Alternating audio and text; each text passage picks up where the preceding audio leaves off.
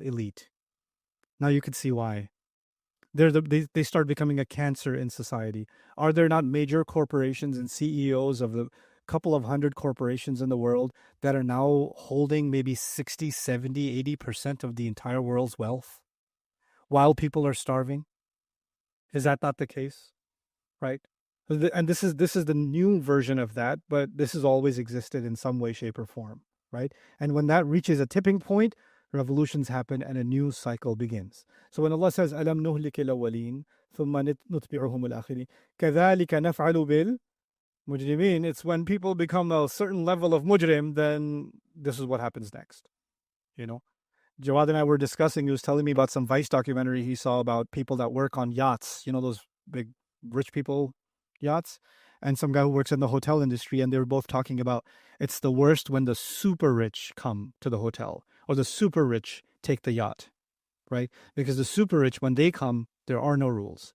You will see them do the worst things. They will have the most immoral behavior. They will treat other human beings like insects. Like you've never seen worse human beings in your life than the super duper rich when they're partying among each other. You'll see behaviors you couldn't imagine that human beings would do.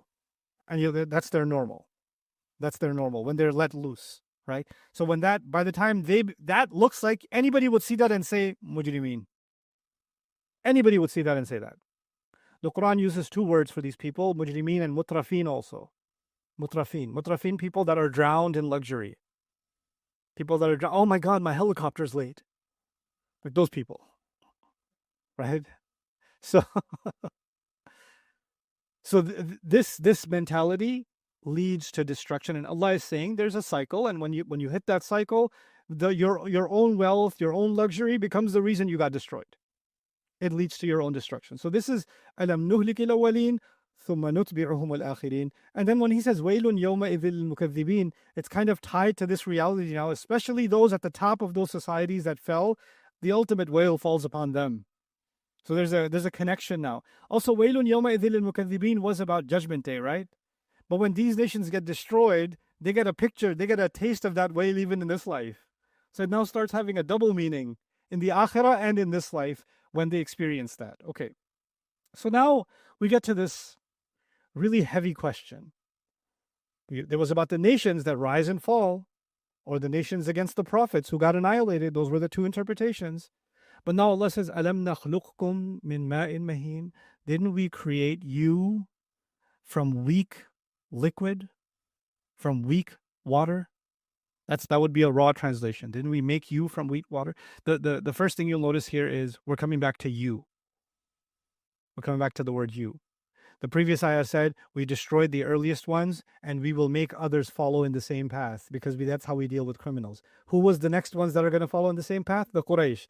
Now it's time to talk to Quraysh directly. So he addresses them directly and says, didn't we create you from weak water? He's referring to sperm. Isn't that where you came from? Alam nakhluqkum min ma'in mahin. Now, the word mahin is really interesting. Mahin actually comes from, it's related to da'if.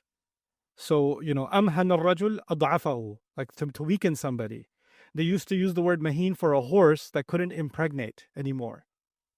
So the horse that's become infertile is mahin.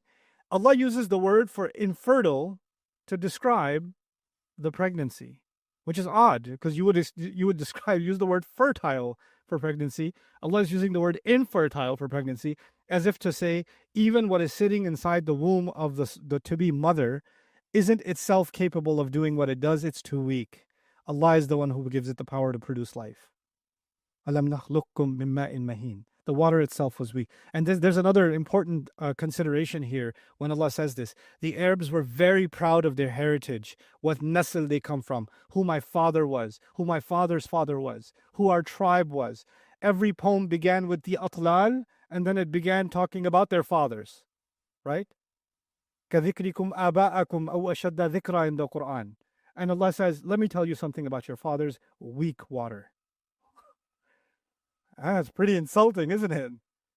And if you're coming from a poor family, you may not find this insulting because the rich people insult you all the time anyway. But if you're a rich one, you're one of the elites. Nobody looks at you in the eye. And now you're being told directly, weren't you made from weak water? Oh, that's gonna. What did you say? What did you say about my family? What? It's a direct insult on the lineage. Alam nakhluqkum min ma'in mahin. So what is behind this question? There's, sometimes a question is loaded, right? You could say the question has kinaya in it. The way I would describe that in simple English to you is the question is loaded. So let's explain, how is this question loaded? First of all, are you made from some different liquid than the people who died before you? Because they were also made from water and they also came and went and they got destroyed. Are you made from some super fluid that you're not going to be destroyed? Is that the idea? Then are you made from a higher origin than the people you consider inferior? Because you're the elite tribe. Were you made from some special non-weak fluid that other people weren't created from? You're all of your origins are the same. All of you are the same. Alam nakhluqkum min ma'in mahin. All of you come from humiliated origins. In other words, Allah is saying human beings, their start in this world is something embarrassing. And the only reason we have honor in this world is because Allah gave it to us. If Allah had not given it to us, our starting point is humiliation in this world. It's ma'in mahin. Are you in this position of power because that's how you've always been? Allah says, Alam nakhluqkum min ma'in mahin.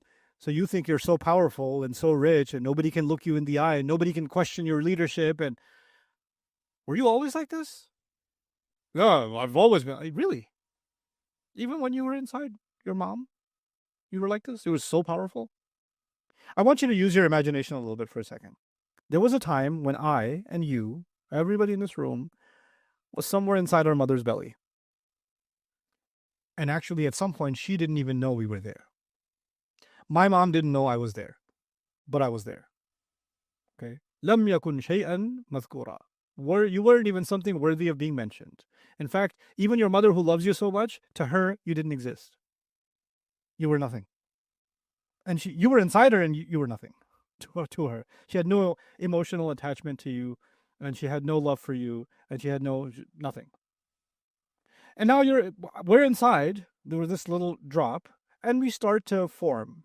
And as we start to form, I imagine I can't remember what that was like, but if I could, just, I don't have a mouth, I don't have eyes, I don't have hands. I'm just stuck in this place, I'm just between these organs, I'm just sitting over here, completely, utterly helpless. Is that a state of power? No. The home itself is actually pretty humiliating. The home in which I was living itself is humiliating, and I'm utterly, utterly powerless. Did I deserve to be engineered? Did I deserve to get my eyes developed, my hands, my fingers, my feet, my body, my mind, my tongue, my teeth, all of the stuff all the bones that are being developed, the ears that are being developed? Am I entitled to any of that when that's happening inside? Allah says, Alam nakhluqkum min ma'in mahin. When you say, I got money, that's why I deserve to be treated better. I deserve this, Did you deserve to be engineered the way you were engineered inside your mother? Did you deserve it? You weren't even remembered by anybody. Where did your rightfulness come from? It's the most humbling. And not only is it humbling, it makes a believer, from a disbeliever's perspective, it's humbling. From a believer's perspective, it should make me and you extremely grateful. Ya Allah, I was nothing. This is my origin. This is what I was. And this was my home. And anything, the number of things that can go wrong in a pregnancy. The number of things that can go wrong. Not just between life and death, that's the extreme, but deformities, brain deficiencies, like any kind of disability, genetic disorder, all kinds of things can happen. Miscarriage, premature delivery, all kinds of things can go wrong. And yet, here we are. And Allah is asking us, so you think you got here on your own? Alam nakhluqkum min ma'in mahin.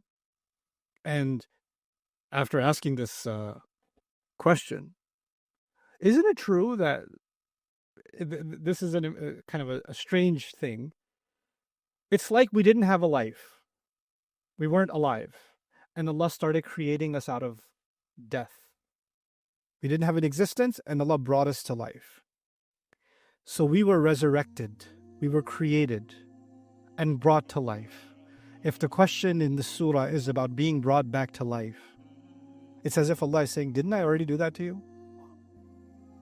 Haven't I already resurrected you from a fluid? Why do you think it's difficult for me to resurrect you from the dirt?